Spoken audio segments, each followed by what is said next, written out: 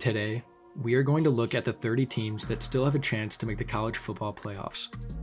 Some of these teams have all but locked up their spots, and others need nothing short of supernatural intervention to sneak their way in.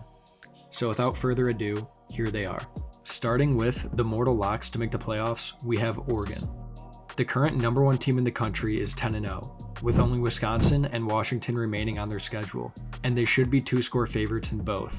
Even if they get upset in one of these games, which is pretty unlikely, they'll still be 11-1 in the Big Ten with wins over Boise State and Ohio State, which would be more than enough to make the playoffs, even with a loss in the Big Ten championship. The other mortal lock is their Big Ten counterpart, Ohio State. They have a tougher end of season than Oregon, with Indiana still coming up on their schedule, but besides that, they're 30-point favorites against Northwestern and should be heavily favored in their last game against Michigan. Even with a loss to Indiana, where it's being reported that they'll be 9.5-point favorites at home, a 10-2 record with losses to number 1 Oregon and what would likely be number 2 Indiana at that point would be enough to push them into the playoffs. Moving on to the next tier of teams that I'm going to be calling locks barring collapse. If Oregon or Ohio State lose out, they probably won't get in, but I just can't see a reality where that happens, which is why I don't have them in this tier. The first team in locks barring collapse is Texas. If this team played in the Big Ten, they'd almost surely be a mortal lock for the playoffs, but unfortunately, they play in the SEC, which is really even this year, causing the teams to cannibalize themselves. Just take a look at this picture. I mean, where do you even start? 8 teams still have the possibility of making the SEC championship game. Looking at all the possibilities and tiebreakers is enough for its own hour-long video, so I've linked this website in the description where you can plug in the results for every remaining SEC game and it'll spit out the final standings for the conference. I've had fun playing around with different possibilities as really anything can still happen in this conference. But now back to Texas. They should be able to get through 5-4 Arkansas and 3-6 Texas, but ranked Texas A&M could be a problem for the Longhorns. However, they should get into the playoff comfortably even with a 10-2 record. The next team we have in locks barring collapse is Penn State. They're currently sitting at 8-1, with their only loss coming against Ohio State. The end of their schedule is a joke, playing Purdue, a game at Minnesota, which actually could be somewhat tough, but they should be able to get a win there, and finally against Maryland. The Big Ten has been weird this year. It is extremely top-heavy, with no one ranked outside of the clear top 4. Yet 3 of those teams managed not to even play each other. Ohio State plays every top Big Ten team, but Indiana, Penn State, and Oregon all managed to miss each other, which is a real shame. This allowed these teams to have really easy schedules, which is why they find themselves in favorable college football playoff rankings. But back to Penn State. They're pretty much locked out of the Big Ten championship. Their only path in would be to win out, have Ohio State beat Indiana, and have Ohio State then lose to either Northwestern or Michigan. It's just very unlikely, but winning out would see them through, and even if they lose to Minnesota, ESPN would still give them a 53% chance of sneaking in. The last lock barring collapse is the final Big Ten team that even has a shot to make the playoffs, and that of course is Indiana.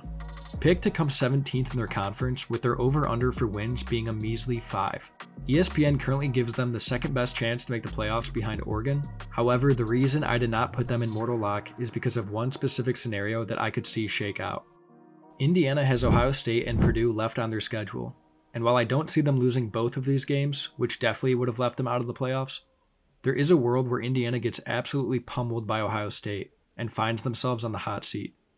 A loss to Ohio State all but locks Indiana out of the Big Ten championship, and with their strength of schedule being 100 and finding no ranked wins on their schedule, it would be up to the committee to potentially allow some 10-2 SEC teams that would have far better wins even with an extra loss.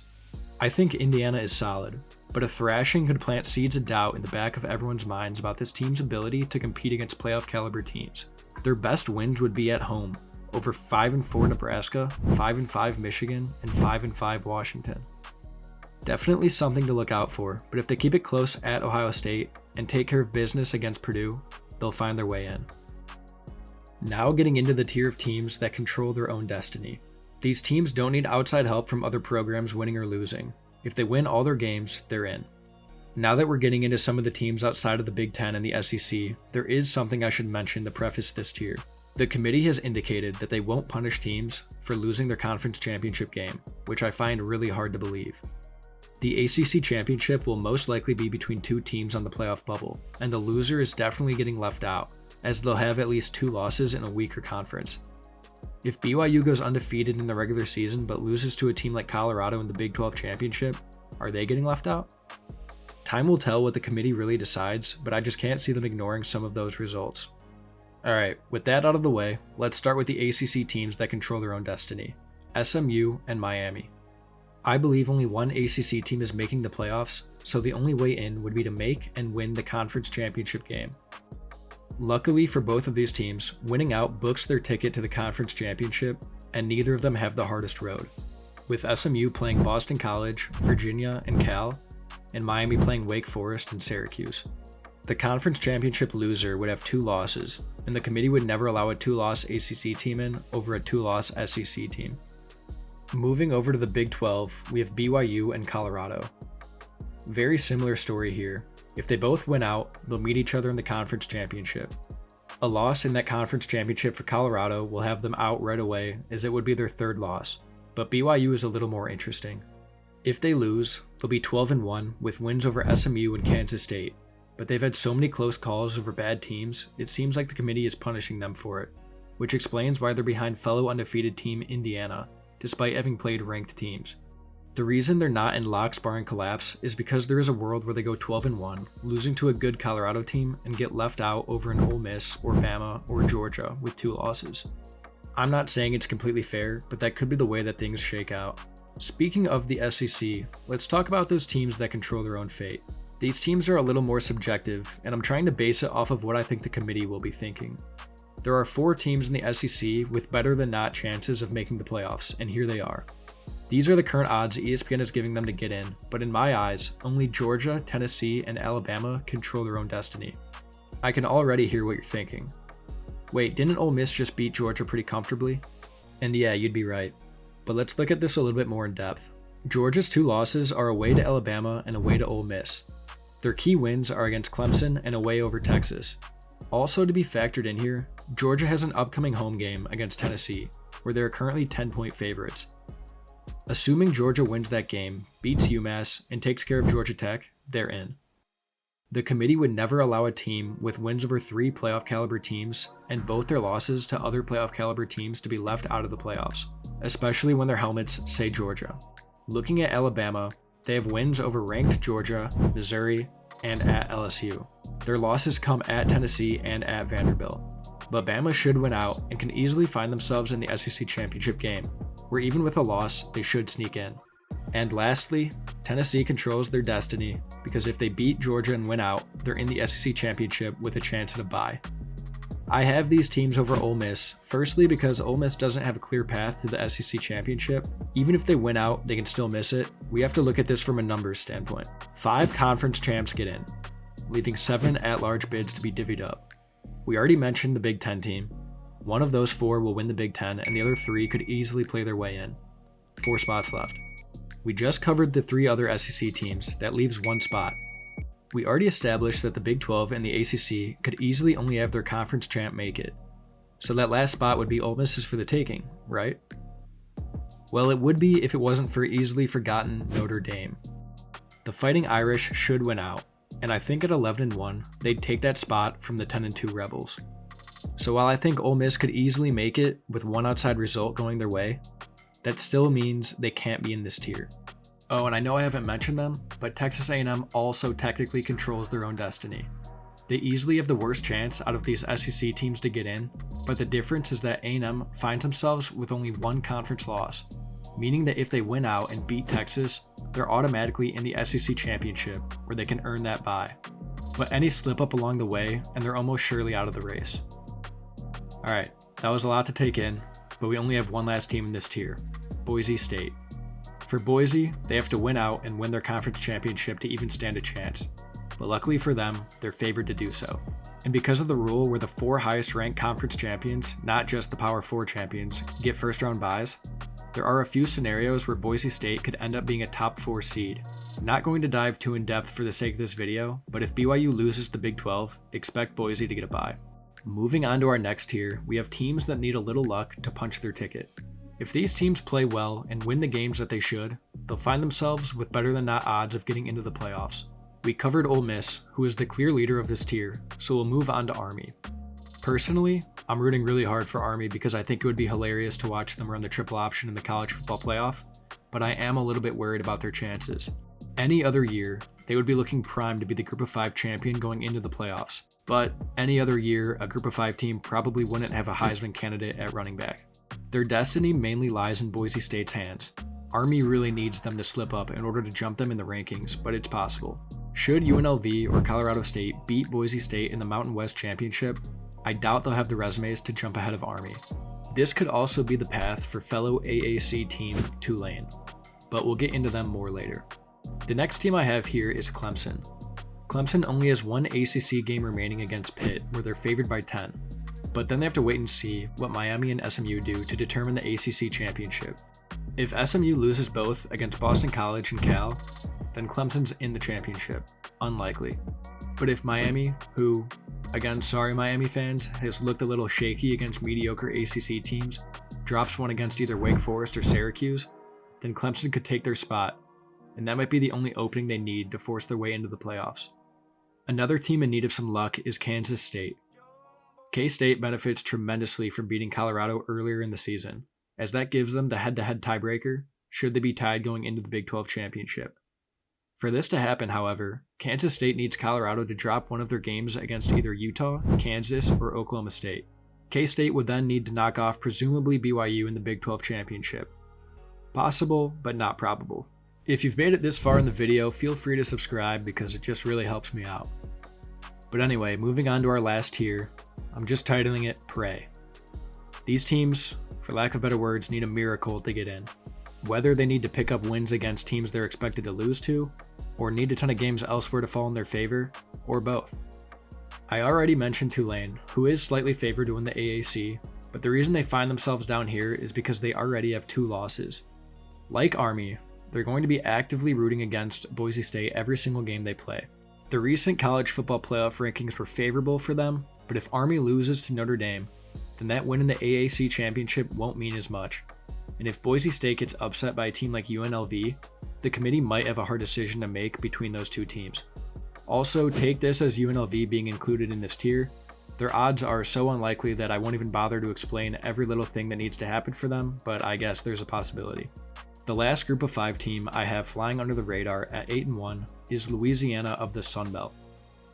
They could easily win out their relatively easy schedule, and if Army drops off and Boise State ends up losing, the cards could fall in their favor, but it is pretty unlikely as they don't even find themselves on the college football playoff rankings and would presumably need 25th ranked Tulane to fall off as well. And finally, done with the Group of 5 teams. Don't get me wrong, I love these teams and I'm excited to see what they can do in the playoffs, but their paths are still so muddled that it just feels like I'm talking in circles when I bring them up. So below these Group of 5 teams, and still basically not even a Power 4 team, we have the better half of the Pac-12, Washington State. Washington State is somewhat getting screwed by the fact that they aren't in a conference and can't get an auto bid, but let's be real, their strength of schedule is going to finish as one of the worst at the FBS level, and the only ranked game they played, they got blown out by Boise State. Had they won that game, this would be a completely different story, and maybe just enough craziness could ensue to somehow squeeze them in past major powerhouses, but I just don't see it. Wazoo fans, if you haven't already started praying, please do so. So that brings us to the Power 4 teams that are holding out for a miracle, starting with Louisville. Another team whose path lies through the ACC championship, but they basically need the ACC to implode to get there.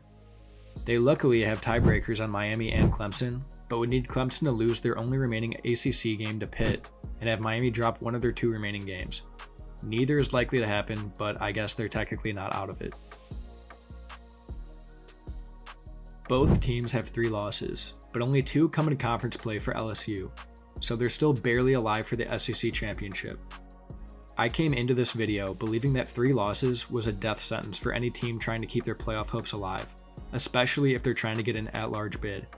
But I don't think I really accounted for all the crazy stuff that can happen in college football. Nothing is outside of the realm of possibility, and if these teams win out, they're at least giving themselves a chance for something crazy to happen. Next, I am just going to group all 3 of these teams together: Arizona State, Iowa State, and West Virginia. I put Kansas State in the group above because they're the only team the committee actually has ranked right now, and they also have the best odds of winning the Big 12 out of all 4 of these teams. Anyway, these 3 teams technically still have a chance to make the Big 12 championship game and play their way in. However, there is a caveat, and I feel like a lot of people are skipping over it. Some people believe that the P4 winners automatically get into the playoff. However, this isn't necessarily true. 99% of the time it would be, but let's say for example that Boise State wins the Mountain West, Army wins the AAC, and West Virginia somehow comes out of nowhere and wins the Big 12. Theoretically, because the rules state that just the 5 highest ranked conference winners get auto bids, Army and Boise could get bids over a Big 12 winner if they're weak. There is no way the committee ever thought something like this could happen when they made the rules, just to make it seem more fair to the quote-unquote lesser conferences. But this is a year where it definitely could happen.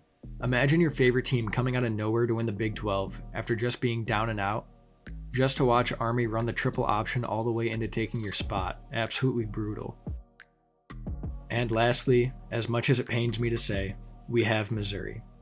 I hate Missouri with a burning passion because 2 years ago they cost me $11,000 on a 19-leg parlay when they lost to Kentucky.